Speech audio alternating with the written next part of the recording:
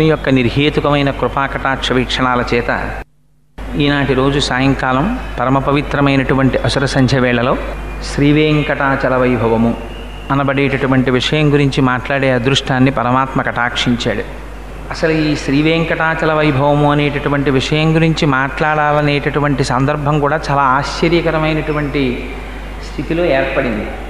నేను ఫుడ్ కార్పొరేషన్లో ఉద్యోగం చేస్తున్న రీత్యా నాకు బ్రహ్మశ్రీ హరిప్రసాద్ గారితో చాలా కాలం నుంచి పరిచయం. నేను చాలా విశేషంగా గౌరవించేటటువంటి ఆఫీసర్స్లో వారొకరు. వారంటే వ్యక్తిగతంగాను ఆఫీసర్గాను కూడా నాకు చాలా గౌరవం ఉంది, చాలా భక్తి ఉంది. చేత వారు కోటేశ్వరరావు ఒకసారి ఇలా ప్రసంగం చేయాలో అన్నారు. తప్పకుండా చేద్దాం సార్ అన్నాను. కానీ ఏ టాపిక్ మీద అన్నది ఎప్పుడు అనుకోలేదు. కానీ ఆ రోజు తిరుమల వెళ్ళి ఎందుకో వారి ఇంటికి వెళ్ళాను. వెళితే వెంకటాచల వైభవం గురించే మాట్లాడుకోవాలి అని పరమేశ్వరుడే ప్రచోదనం చేయించాడు. అది కార్యరూపం దాల్చి ఇవాల్టి రోజున ఇక్కడ కూర్చుని వెంకటాచల వైభవం మీద మాట్లాడేటటువంటి అదృష్టాన్ని పరమాత్మ కటాక్షించి మనకి కలియుగంలో సాక్షాత్తుగా శ్రీ వెంకటేశ్వరుడే పరమపావనమైనటువంటి దైవం. వెంకటేశ్వరుణ్ణి తెలియనటువంటి వారు, వెంకటేశ్వరుడి యొక్క దర్శనం చెయ్యని వారు, ఏడుకొండలు ఎక్కని వారు ఎవరు ఉండరు. తెలుగువారి ఇలవేలుపువై అంటారు మహానుభావులు. అందుకని అందున తెలుగువారికి వెంకటాచలపతి, ఆ వెంకటరమణుడు అంటే ఉండేటటువంటి భక్తి మరింత ప్రసిద్ధం. భవిష్యోత్తర పురాణమని, ఆ భవిష్యోత్తర పురాణము, వరాహ పురాణము మొదలైనవి వెంకటాచల మహాత్యం గురించి చాలా విశేషమైనటువంటి వర్ణనం చేసి ఉన్నాయి. అసలు ఆ కొండ పేరే చాలా చిత్రమైనటువంటి పేరు. ఆ కొండ పేరు పెట్టడమే వెంకటాచలము అని పేరు పెట్టారు. ఎంత ఆశ్చర్యకరమైన విషయం అంటే అన్నారు, అజాయమానో బహుధా విజాయతే. అసలు పరమేశ్వరుడికి జన్మనెత్తవలసిన అవసరం ఎక్కడుంది? ఆయనేం మనలా కర్మ చేసినవాడు కాడు. మనలా కర్మ ఫలితాన్ని అనుభవించడానికి పాంచభౌతికమైనటువంటి శరీరంతో రావలసిన అగత్యమున్నవాడు అంతకన్నా కాడు. మరి అటువంటి వాడు శృతంది అజాయమానో బహుధా విజాయతే అంది. జన్మనెత్తవలసినటువంటి అవసరము లేనివాడు జన్మనెత్తుచున్నాడు అన్నది. అది తనంత తాను స్వీకరించాడైన ఒక స్వరూపాన్ని. దేని కొరకు? ఇందుకు ఆయన కూడా మనలాగే కరచరణాదులతో కదలాడి ఈ కంటితో చూడడానికి సులభమైనటువంటి స్వరూపంతో తిరుగాడవలసినటువంటి అవసరం పరమాత్మకి ఎందుకు కలిగింది అంటే ఆయన భగవద్గీతలో చెప్పాడు, యదా యదా హి ధర్మస్య గ్లానిర్భవతి భారత అన్నాడు. ఎప్పుడెప్పుడు ధర్మమునకు అపకారం కలుగుతుందో, ఎప్పుడెప్పుడు మళ్ళీ ధర్మాన్ని తాను పునరుద్ధరించవలసి వస్తుందో అప్పుడు ధర్మమునకు హాని చేసేటటువంటి వారిని మట్టు పెట్టడం కోసమని పరమాత్మ ఒక స్వరూపాన్ని తీసుకుని ఈ భూమి మీద నడయాడతారు. దానికి పరమాత్మ యొక్క అవతారములు ఎన్ని విశేషంగా ఉన్నా పురాణం అంటుంది, కృతేతు నారసింహో భూః త్రేతాయాం రఘునందన ద్వాపరే వాసుదేవశ్చ కలౌ శ్రీ వెంకటనాయక అంది. ఈ నాలుగు యుగాల్లో పరమోత్కృష్టమైనటువంటి అవతారాలు. ఒకటి కృతేతు నారసింహో భూః. కృతయుగంలో నరసింహావతారం పరమప్రఖ్యాతమైనటువంటి అవతారం. మనకి నరసింహావతారం అనుకునేటప్పటికీ మనం సాధారణంగా ఊహించేది ఏమిటంటే హిరణ్యకశిపుణ్ణి సంహరించడం కోసం వచ్చినటువంటి అవతారం నరసింహావతారం అని అనుకుంటాం. కానీ అలా కాదు. ఎందుచేత ఈ మాట అంటున్నానంటే నరసింహావతారం రావడం వెనకాతల ఉండేటటువంటి ప్రయోజనం కేవలం దుష్ట శిక్షణ ఒక్కటే కాదు. మీరు ఎప్పుడైనా భాగవతం చదివితే అర్థమవుతుంది. గద్దించి నిలదీశాడు హిరణ్యకశిపుడు. ఎక్కడున్నాడు రా, నువ్వు చెబుతున్న శ్రీ మహావిష్ణువు ఎక్కడున్నాడు చూపించమన్నాడు. అంటే ప్రహ్లాదుడు అన్నాడు, ఇందుకలడు అందులేడని సందేహము వలదు చక్రి సర్వోపగతుండు, ఎందెందు వెదకి చూచిన అందందే కలడు దానవాగ్రణి వింటే అన్నాడు. నాన్న నువ్వు చూడాలి కానీ అసలు పరమాత్మ లేని చోటు లేదు నాన్న, అంతటా ఉన్నాడు అన్నాడు. ఈ మాట అన్నారట ప్రహ్లాదుడు. ఎక్కడ నేను చూపించమని అడుగుదామా అని హిరణ్యకశిపుడు ఒక్కసారి ఇలా సభామంటపం అంతా చూసేట. అంతటా ఉన్నాడు పరమాత్మ. అంతటా ఉన్న పరమాత్మ ఏమో ప్రహ్లాదుడు అన్న మాటకి ప్రతిస్పందించిన హిరణ్యకశిపుడు ఇక్కడ ఉన్నాడా అని దేని వంక వేలు చూపిస్తాడోనని హరి సర్వాకృతులందాల్చే ఇది అది అని లేదుట. అన్నిటిలో నిండి నిబుడీకృతమై సిద్ధమైపోయాట. ఏమో ఎక్కడ బయటికి రమ్మంటాడో తను అక్కడి నుంచి బయటికి రావాలని. అలా అంతటా నిండిపోయినటువంటి నరసింహ స్వరూపాన్ని హరి సర్వాకృతులంకలండనచు ప్రహ్లాదుండు భాషింప ఎందును లేడు లేడనుచు దైత్యుండు తర్జింప శ్రీనరసింహాకృతి దాల్చిన అచ్యుతుడు నానా జంగమ స్థావరోత్కర గర్భంబుల నన్నిదేశములను ఉద్దండ ప్రభావంబునన్నారు పోతన గారు. ఇక్కడ అక్కడ అని కాదు, నానా జంగమ స్థావరోత్కర గర్భంబుల అన్ని దేశముల అంతటా నిండిపోయాడు పరమాత్మ. ఏమో ఎక్కడి నుంచి రమ్మంటే అక్కడి నుంచి రావడానికి సిద్ధంగా ఉన్నాడు. ఇది వ్యాపకత్వాన్ని చూపిస్తుంది నరసింహావతారం. ఒక స్తంభాన్ని చూపించాడంతే, పెళపెళార్భటులతో ఆ నరసింహావతారం స్తంభంలోంచి వచ్చింది, వచ్చి రక్షించింది. అందుకని అంతటా వ్యాపించి తనని నమ్ముకున్న వాళ్ళని సర్వకాలమునందు కాపాడేటటువంటి స్వరూపం ఒకటి ఉన్నది అని నిరూపించినటువంటి అవతారం కృతయుగంలో నరసింహావతారం. కృతేతు నారసింహోభూహు త్రేతాయాం రఘునందన. త్రేతాయుగంలో రామావతారం అలా మళ్ళీ ధర్మాన్ని 4 పాదాలు నడిపించింది. కోన్వస్మిన్ సాంప్రదంలోకే గుణవాన్ కశ్చ వీర్యవాన్ ధర్మజ్ఞశ్చ కృతజ్ఞశ్చ సత్యవాక్యో దృఢవ్రతః చారిత్రేణ చ కోయుక్తః సర్వభూతేషు కోహితః విద్వాన్ కః కస్సమర్థశ్చ కశ్చైక ప్రియదర్శనః ఆత్మవాన్ కో జితక్రోధో ద్యుతిమాన్ కో ననసూయకః కస్య బిభ్యతి దేవాశ్చ జాత రోషస్య సంయుగే అని అడిగారు వాల్మీకి మహర్షి. ఈ 16 గుణములు పరిపూర్ణముగా ఉండి పరమాత్మ యొక్క స్వరూపాన్ని పొందినటువంటి మానవుడు ఈ భూమి మీద తిరుగాడుతున్నవాడు ఎవరైనా ఉన్నాడా అని అడిగితే ఆనాడు నారదుడు రామచంద్రమూర్తి యొక్క స్వరూపాన్ని చూపించారు. అప్పుడు వచ్చింది రామాయణం. అందుకని రామో విగ్రహవాన్ ధర్మ సాధు సత్యపరాక్రమ రాజా సర్వస్య లోకస్య దేవానాం ఇక వాసవ. ఆయన సాక్షాత్తుగా రాశీభూతమైనటువంటి ధర్మమై ప్రవర్తించినటువంటి వాడు రామచంద్రమూర్తి. అందుకని కృతేతు నారసింహోభూత్ త్రేతాయాం రఘునందన. ద్వాపరే వాసుదేవశ్చ. ద్వాపరయుగం వచ్చేటప్పటికీ ఆయనే శ్రీకృష్ణ పరమాత్మగా వచ్చాడు. మిగిలినటువంటి అవతారాలకి కృష్ణావతారానికి ఒక్కటే ఒక గొప్ప తేడా ఉంది. మిగిలిన అవతారాల్లో పరమాత్మ తాను ఏ రూపంలో వస్తున్నానని చెప్పారో ఆ రూపంలో మాత్రమే తల్లి గర్భంలోంచి వచ్చిన తర్వాత కనపడ్డారు. కానీ కృష్ణావతారంలో వేరు. అర్ధరాత్రి వేళ అష్టమి నాటి రాత్రి అమ్మ కడుపులోంచి బయటికి వచ్చినటువంటి స్వరూపం కృష్ణావతారంగా రాలేదు. ఆయన చిట్టి పిల్లవాడిలా కనపడలేదు. జలధరదేహు నాజాను చతుర్బాహు సరసీరుహక్షు విశాలవక్షు జారు గదా శంఖచక్ర పద్మవిలాసు కంఠ కౌస్తుభమణి కాంతిభాను కమనీయ కటిసూత్ర కంకణ కేయూర శ్రీవత్సలాంఛనంచిత విహారు మరుకుండల ప్రభాయుత కుంతలలలాటు వైఢూర్యమణిగణ వరకిరీటు బాలు పూర్ణేందు రుచిజాలు భక్త లోకపాలు సుగుణాలవాలు కృపావిశాలు చూచి తిలకించి పులకించి చోద్యమంది ఉబ్బి చెలరేగి వసుదేవుడు ఉత్సహించే అన్నారు పోతన గారు. శంఖ చక్ర గదా పద్మములను పట్టుకున్నవాడై నల్లటి మబ్బు ఎలా ఉంటుందో అటువంటి స్వరూపంతో మెరుపులు మెరిసిపోతూ ఆ మహానుభావుడు తల్లి గర్భంలోంచి ఆవిర్భవించి దర్శనమిచ్చారు. ఆయన ఆ అవతారం సౌలభ్యానికి మారుపేరు. మహానుభావుడు గొల్లపిల్లలతో కలిసి ఆడుకున్నాడు, పశువుల వెంట పరిగెత్తాడు. హయరింఖాముఖ ధూళి ధూరిత పరిన్యస్తాలకోపేతమై రయజాత శ్రమతోయ బిందుయుతమై రంజిల్లు నెమ్మోముతో జయముం పార్థునకిచ్చు వెట్కనని నా శస్త్రాహుతించాలనొచ్చియు బోరించు మహానుభావు మదిలో చింతింతు నశ్రాంతమున్నట్టాడు భీష్ముడు. ఎక్కడి పరమాత్మ, ఎక్కడి అర్జునుడి రథం సారథ్యం చేయడమా, పగ్గాలు పట్టుకోవడమా?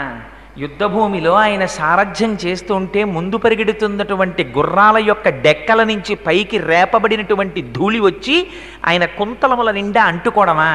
ఆయన ముఖం నిండా ధూళి చేత కప్పబడమా? స్వామి శ్రమనుంది చెమట పట్టడమా? ఉత్తరీయంతో తుడుచుకోవడానికి సమయం లేకపోవడమా? తండ్రి, నిన్ను నమ్ముకున్న వాళ్ళకి విజయం కట్టపెట్టడానికి ఎంత కష్టపడ్డావయ్యా, నీ పాదముల యందు నా మనస్సు చేర్చవయ్యా అని స్తోత్రం చేశాడు భీష్మాచార్యుల వారు. అదిగో అటువంటి స్వరూపం కృష్ణావతారం. అందుకని కృతేతు నారసింహోభూ త్రేతాయాం రఘునందన ద్వాపరే వాసుదేవశ్చ కలౌ శ్రీవేంకటనాయక. కలియుగం వచ్చేటప్పటికీ ఆయనే వెంకటాచలపతిగా వచ్చారు. ఆ వెంకటాచలపతిగా రావడం చాలా చిత్రాతి చిత్రమైనటువంటి పరిస్థితుల్లో జరిగింది. ఎందుచేత ఈ మాట అంటున్నాను అంటే, స్వామివారు వైకుంఠంలో అమ్మవారితో కలిసి సంతోషంగా గడపడం కోసమని క్రీడాద్రి ఆనందాద్రి అనబడేటటువంటి ఒక పర్వతాన్ని సృష్టించారు. కేవలం ఆయన సంకల్పమాత్రం చేత సృష్టింపబడినటువంటి క్రీడాద్రి సర్వేశ్వరుడి విహారభూమి. లక్ష్మీదేవితో కలిసి చెయ్యి పట్టుకొని శ్రీమన్నారాయణుడు విహరించేటటువంటి ఆనందస్థలం. అక్కడ సెలయేళ్ళు, రకరకాలైనటువంటి పక్షులు, కలకూజితములు కూసేటటువంటి కోయిలలు, నెమళ్ళు, పురివిప్పి ఆడుతుంటేటటువంటి ఆ సోయగాలు, వాటన్నింటితో దేదీప్యమానంగా సౌందర్యానికి ఆటపట్టుగా ఉండేది ఆ క్రీడాద్రి. అటువంటి క్రీడాద్రిని కృతయుగంలో స్వామి గరుత్మంతుణ్ణి పిలిచారు. కలియుగంలో రాబోయేటటువంటి రోజులలో పాపాత్ములైనటువంటి వారిని ఉద్ధరించడం కోసమని నేను కలియుగంలో వెంకటాచలపతిగా వెళ్ళబోతున్నాను. అందుకని ఈ యుగంలోనే ఈ పర్వతాన్ని తీసుకెళ్ళి భూమి మీదకి చేర్చమని ఆదేశించారు. ఆనాడు గరుత్మంతుడు ఆనందాద్రిని, స్వామి విహరించినటువంటి క్రీడాద్రిని తన పక్షముల మీద వహించి తీసుకుని వచ్చి భూమికి చేర్చాడు. అదిగో అలా చేర్చబడినటువంటి పర్వతం ఉన్నదే, అదే వెంకటాచలమై ఉన్నది. అది కృతయుగంలో ఒకే పరమాత్మ అనేక స్వరూపాల్ని పొందుతూ కలియుగంలో వెంకటాచలపతి అయినట్టే ఆ పర్వతం కూడా కృతయుగం నుంచి ఉంది. కృతే వృషాద్రిం వక్షంతి త్రేతాయాం అంజనాచలం ద్వాపరే శేషశైలంతు కలౌ శ్రీవేంకటాచలం నామాని యుగభేదేన అని ఆ పర్వతానికి ఉన్న గొప్పతనం ఏమిటంటే అది కృతయుగంలోనూ ఉంది. కృతయుగంలో ఉన్నప్పుడు ఆ పర్వతం పేరు కృతే వృషాద్రిం వక్షంతి, దాన్ని వృషాద్రి అని పిలిచారు. కృతయుగంలో వృషాద్రి అని దాన్ని పిలవడానికి ఒక రహస్యం చెప్తారు. ఆ రోజులలో వృషభాసురుడనేటటువంటి రాక్షసుడు ఉండేవాడు. ఆయన ఆ పర్వతం మీద చేరి అక్కడ ఉండేటటువంటి సెలయేటిలో స్నానం చేసి పరమ పవిత్రంగా నారసింహ సాలగ్రామాన్ని ఉపాసన చేసేవాడు.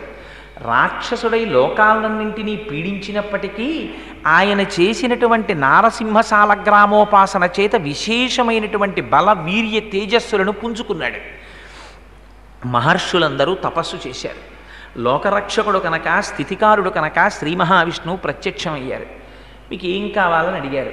లోకములకన్నింటికీ కంటకముగా మారాడు ఈ వృషభాసురుడు.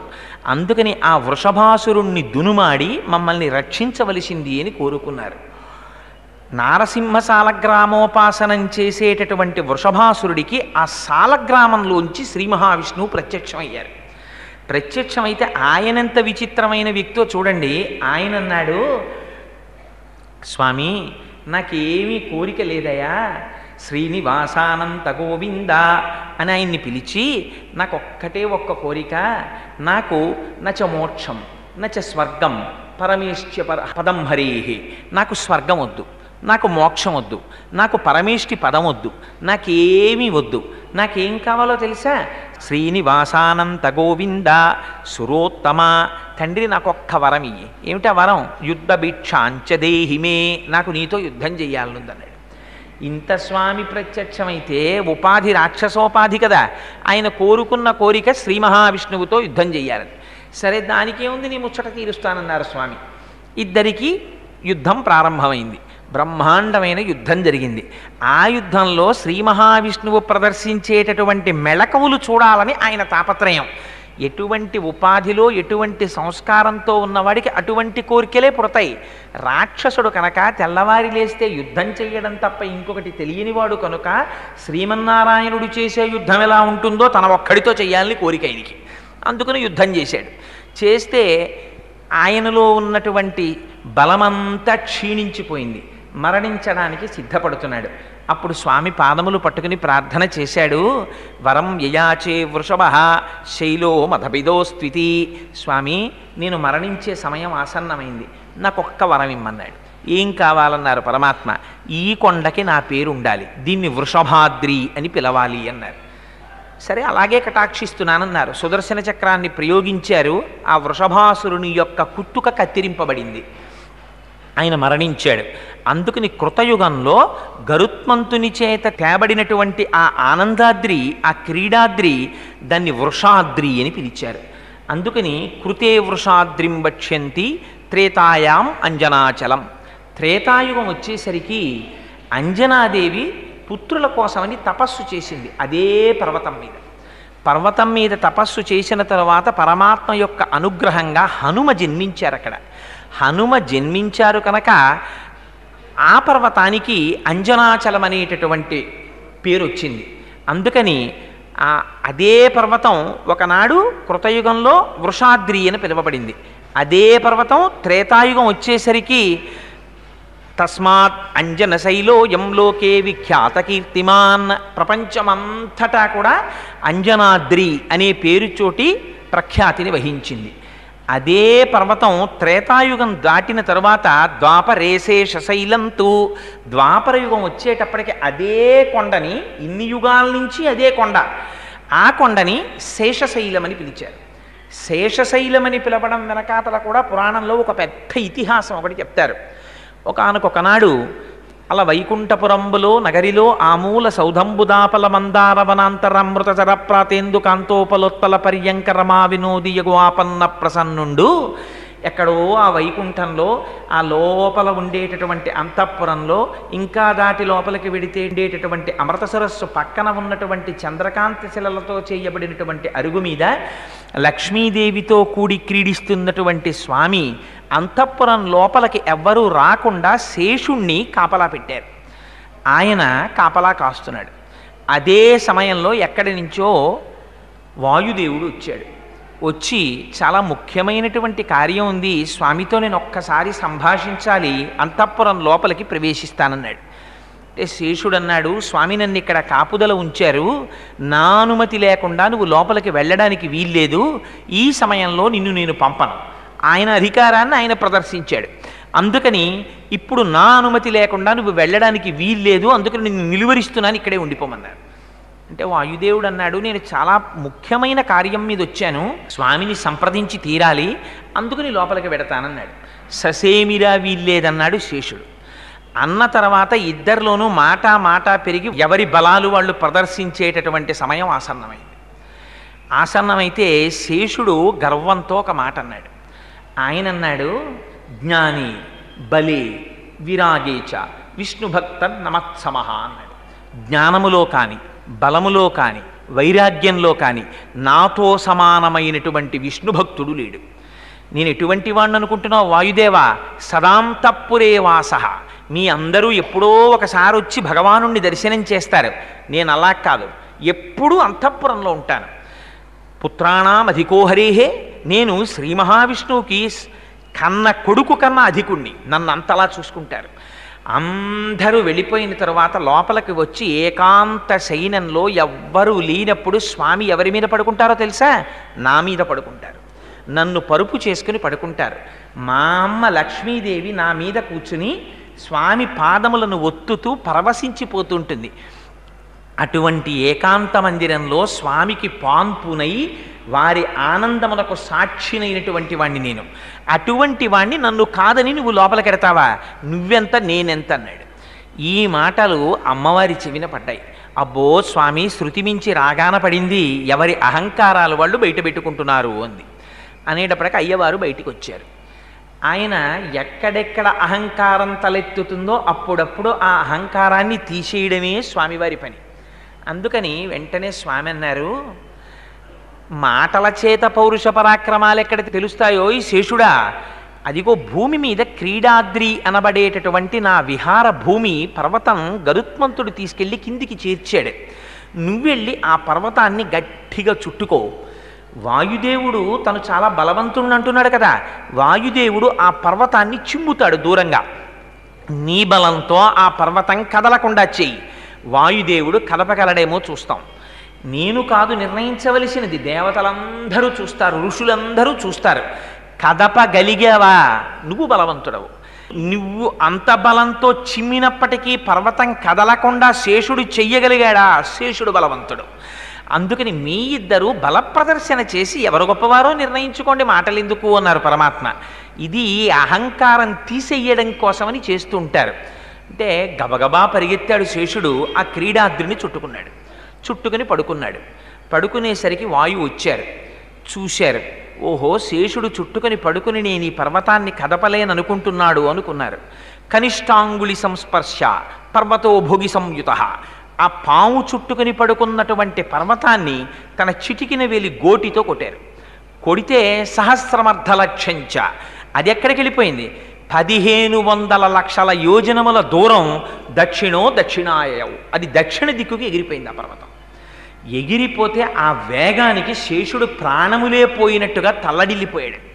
అప్పుడు ఆ పర్వతము యొక్క తండ్రి అయినటువంటి మహామేరు పరిగెత్తుకొచ్చాడు. అయ్యయ్యో, ఆ క్రీడాద్రి, ఆ ఆనందాద్రి నా కుమారుడు. మీ ఇద్దరి పౌరుష ప్రతాపాలు చూపించడం కోసం నువ్వు కొట్టిన దెబ్బకి ఆ పర్వతం అంత దూరం వెళ్ళిపోతోంది, ఆ పర్వతాన్ని మళ్ళీ కాపాడమన్నారు.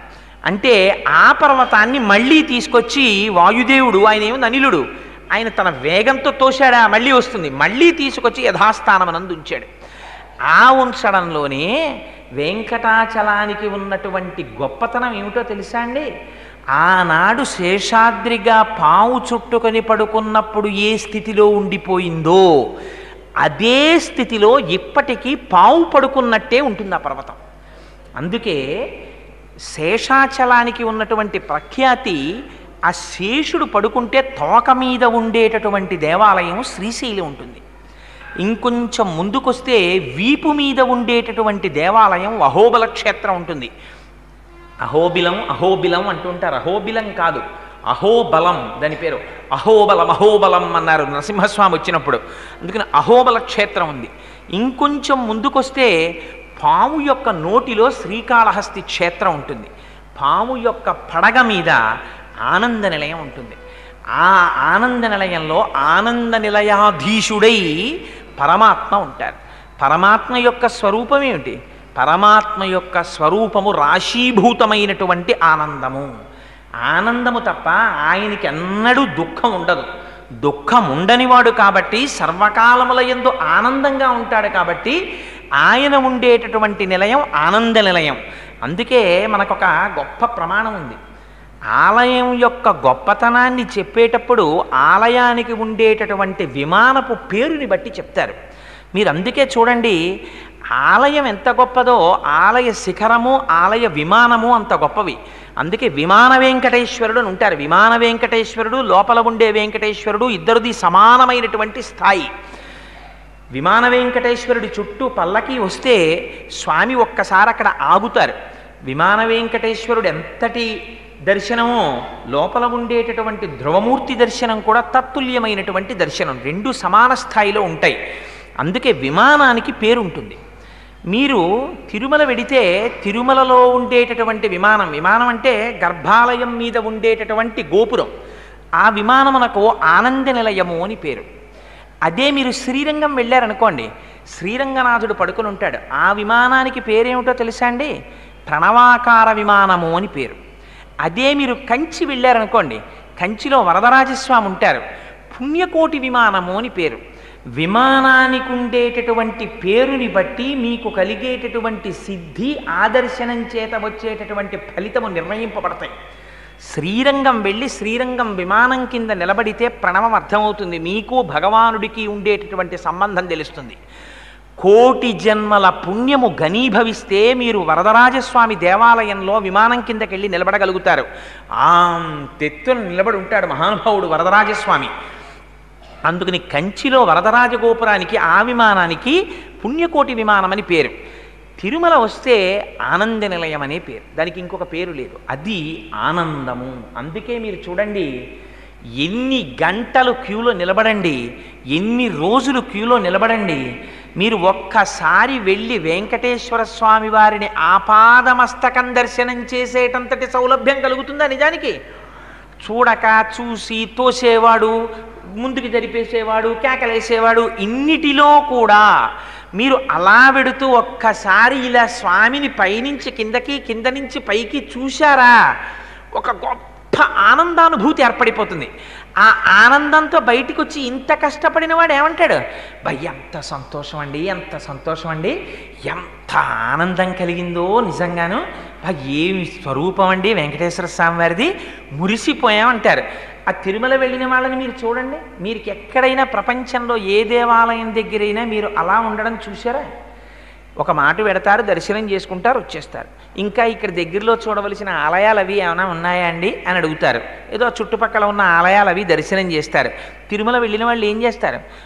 ఉదయం సుప్రభాత సేవ, అష్టదళ పాదపద్మారాధన, మధ్యాహ్నమేమో ఆర్జిత బ్రహ్మోత్సవం, సాయంత్రం సహస్ర దీపాలంకార సేవ, 4 టిక్కెట్లు వాడి చేతిలో ఉండనివ్వండి, ఏకాంత సేవ టికెట్ కూడా దొరుకుతోంది అన్నారనుకోండి, వెళ్ళిపోడు వాడు, పరిగెత్తుకుంటూ వెళ్ళిపోతాడు. వెళ్ళిపోయి దర్శనం చేసుకుంటాడు. ఎన్ని మాటలు దర్శనం చేయనివ్వండి, చేశాం కదండి దర్శనం, ఇంకా అక్కర్లేదు లేదు. మీకు ఎవరైనా తిరుమలలో కనపడి అయ్యా మిమ్మల్ని స్వామిని దర్శనం చేయిస్తాం వస్తారా అంటే, అయిపోయింది సార్ 3 మాటల ఇంకెందుకు లేదు, మేము చెయ్యమన్నవాడిని ఒకటి చూపించండి నాకు. అలా ఉండరు. ఎన్ని మాటలు దర్శనం చేసినా మళ్ళీ చేస్తాను మళ్ళీ చేస్తాను మళ్ళీ చేస్తానంటాడు. దర్శనం చేసేసి బయటికి వచ్చిన వాడిని తప్పు లేకుండా ఆపాదమస్తకం వెంకటాచలపతిని వర్ణించి చెప్పమనండి, చెప్పలేరు. ఎంత మాత్రం పొరపాటు లేకుండా పాదముల నుంచి శిరస్సు వరకు చెప్పడం చాలా కష్టం. ఎందుకో తెలుసా అండి? అలా ఎందుకు చెప్పలేమంటే అసలు అది నిలయమే ఆనంద నిలయం, అందుకని విమానం పేరు. అది సహస్రార దర్శనం. ఆ ఆనందం ఇవ్వడం కోసమని పరమాత్మ సౌలభ్యంతో ఇవాళ మూర్తీభవించినటువంటి సౌందర్య రాశి అయి మన కన్నుల ముందు నిలబడ్డారు. ఒకసారి దర్శిస్తే అది వాక్కుల చేత ఆవిష్కరించేది కాదు, అందుకే తిరిగి చెప్పడం కష్టం. అలౌకికమైన ఆనందాన్ని పొందేస్తారు. ఇంత చిన్న చిన్న పిల్లలు తలనీలాలు ఇచ్చేసి ఆ గుళ్ళతోటి తండ్రి భుజాల మీద ఎక్కి కూర్చుంటారు. వాడు కూడా వాడికి ఏం తెలుసో అక్కడ దాకా వెళ్ళేటప్పటికి ఇలా నమస్కారం చేసేసి వెనక్కి తిరిగి చూస్తాడు తప్ప, ఏ పిల్లవాడైనా స్వామి వంక చూడకుండా వేరొక వైపు చూస్తున్న పిల్లవాడిని చూపించండి నాకు ఆనంద నిలయంలో. ఇది అపారమైనటువంటి ఆకర్షణ శక్తి. ఇది ఆనంద నిలయానికి ఉన్నటువంటి గొప్పతనం. అందుకని ఆ విమానం పేరు ఆనంద నిలయమే. ఆ పర్వతము పేరు కలియుగంలో వెంకటాచలమే. అందుకని ద్వాపరే శేషశైలంతు కలౌ శ్రీవేంకటాచలం. కలియుగం వచ్చేటప్పటికీ ఆ పర్వతానికి ఇంకొక పేరు పెట్టలేదు, వెంకటాచలము అని పేరు పెట్టారు. ఇప్పటి వరకు రకరకాలైనటువంటి కథల చేత ఆ పర్వతానికి పేర్లు మారాయి. కృతయుగంలో వృషభాసురుడి వల్ల మారింది, త్రేతాయుగంలో అంజనాదేవి వల్ల మారింది, ద్వాపర యుగంలో ఆ శేషుడి యొక్క కథ వల్ల మారింది. కలియుగంలోకి వచ్చేసరికి పరమాత్మ దాన్ని వెంకటాచలమనే పిలిచారు. అలా పిలవడం వెనకాతల రహస్యం ఏమిటో తెలుసా అండి? ద్వాపర యుగం పరిసమాప్తమైంది. ఇది నేను భవిష్యోత్తర పురాణంలోంచి కానీ వామన పురాణంలోంచి కానీ ఈ సంఘటన చెప్పటం లేదు. ఈ ఒక్క సంఘటన ఇప్పుడు చెప్పేది. ఇది శ్రీ గురు చరిత్రలోంచి చెప్తున్నాను. కలియుగం ప్రారంభానికి ముందు బ్రహ్మగారు కలియుగం ప్రారంభమవుతోందనగా ఈ యుగమునకు ఎవరురా అధినేత అని అడిగారు. కలిపురుషుడు అన్నారు. ఆ కలిపురుషుణ్ణి సభలో ప్రవేశపెట్టండి అన్నారు. ఆ కలిపురుషుడు సభలోకి ఎలా వచ్చాడో తెలుసా అండి? వాడు దిగంబరుడై ఎడమ చేతితో తన అవయవాన్ని పట్టుకున్నాడు, కుడి చేతితో నాలుకని చేత్తో లాగి పట్టుకుని సభలోకి వచ్చాడు. వస్తే బ్రహ్మగారు ఆశ్చర్యపోయారు. ఏమిరా నీకు సభామర్యాద తెలియదా? ఇంత దారుణంగా లోపలికి వచ్చామేమిరా అని అడిగారు. అడిగితే ఆయన అన్నాడు, మహానుభావ, కలియుగంలో ఉండేటటువంటి వారందరినీ నేను ఈ రెండింటి చేతనే పతనం చేసేస్తాను. సమయాసమయములను చూడకుండా, వావివరసలు చూడకుండా, సర్వకాలములయందు మనస్సులో కామప్రచోదనమే. 2 ఎంత తిన్నా రసాంకురము చేత తాదాత్మ్యతే. ఎప్పుడూ నాలుక మీద దృష్టి, ఎప్పుడూ కామమునందు దృష్టి. ఈ రెండిటి చేత మనుష్యుల్ని భ్రష్టుల్ని చేస్తాను. అందుకని కలియుగంలో నేను ఇలా వెడుతున్నాను, ఇలా మీ సభలో ప్రవేశించానన్నారు.